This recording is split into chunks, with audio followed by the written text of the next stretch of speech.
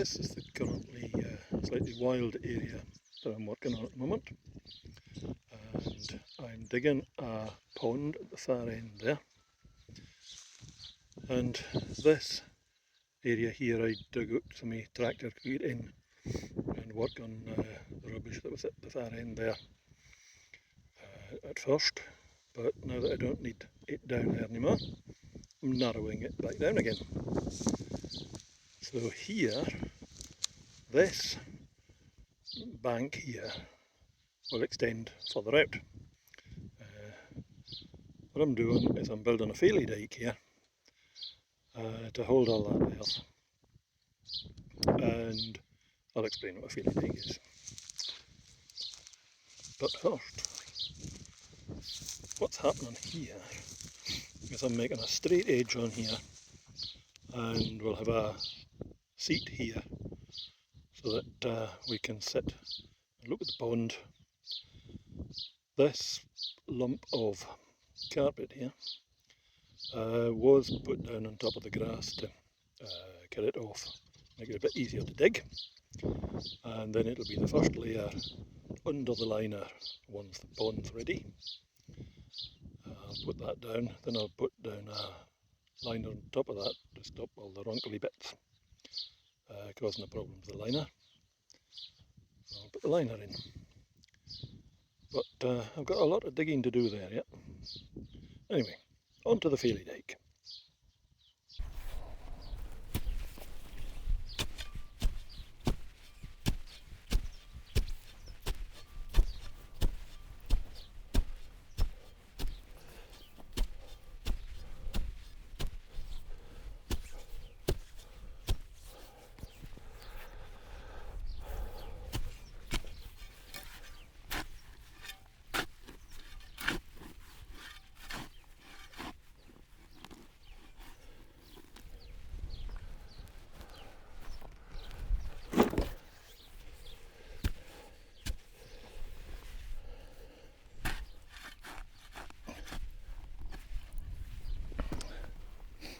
This is a fail.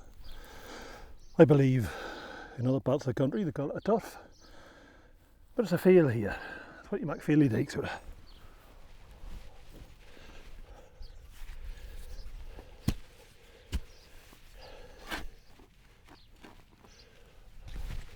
You can see how long this has been in the planning. This is more of that carpet there, and all this grass and earth has come on top of it since I laid it. So the best laid plans are mice and men, eh? What are you finding, Pandy?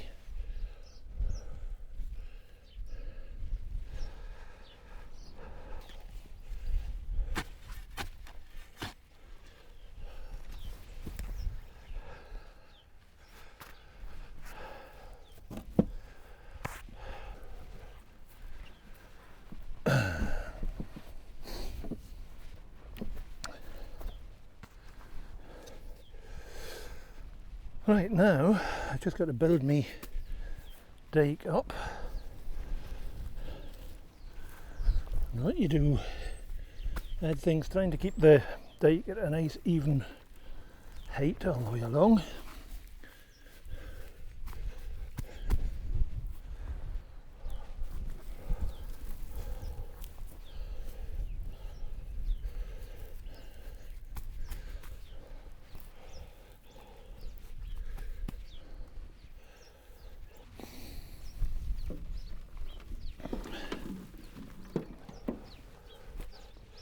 There's a nice big bit on the corner. Make sure it's supported underneath.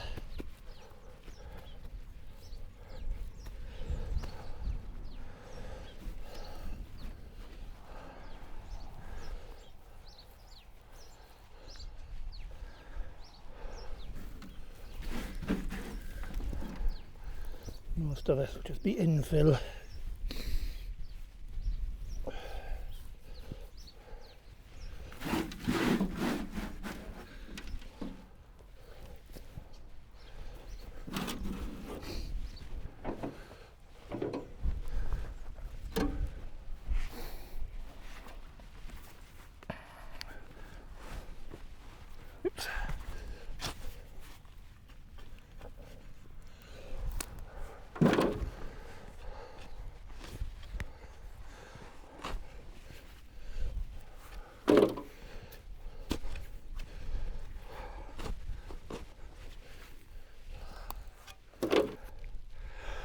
This is the wrong kind of carpet to use.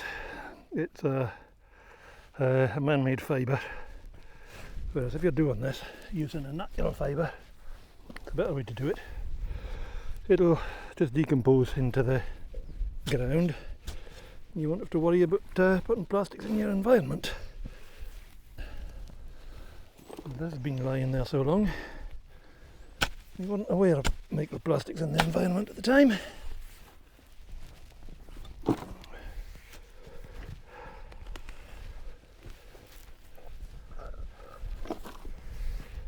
So there we go, a barrow load of earth to back up to my Faily Dyke.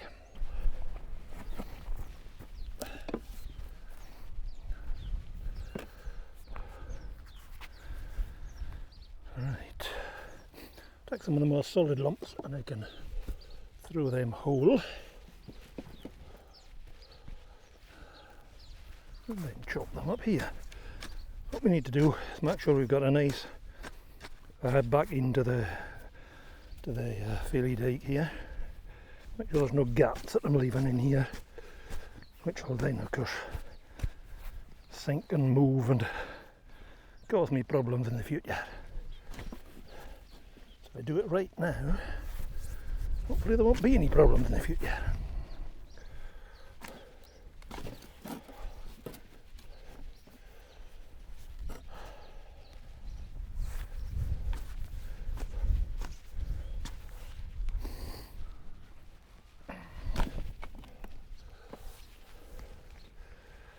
There we go. What's that?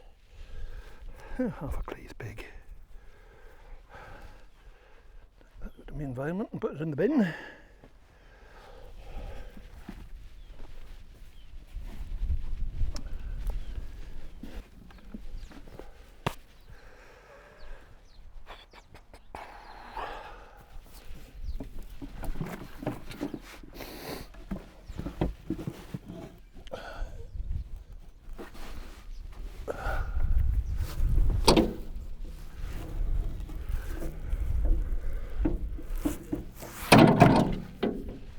There we are.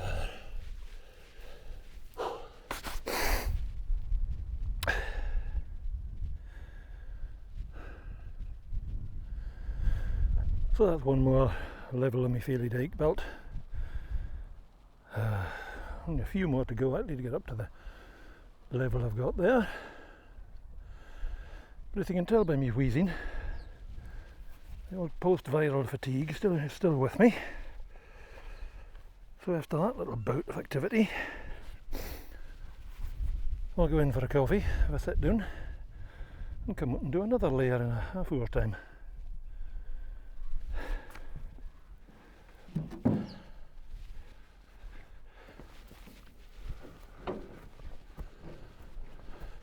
So there we are.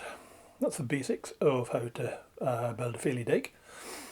I forgot to mention, and in fact I forgot to show me doing it, you have to tamp down every layer of infill as you put it in, just to make sure it's all settled, because if you leave it just as you throw it in, it'll settle over time and you'll think you've finished, and then next year there'll be a big hole where you left your infill uncompacted. But apart from that, that's all there is to it. If you've enjoyed this look at me building a Faily Dyke, a like, a comment and or a subscribe would be awfully nice. I'll be back next week with something else, and in the meantime, have fun till then.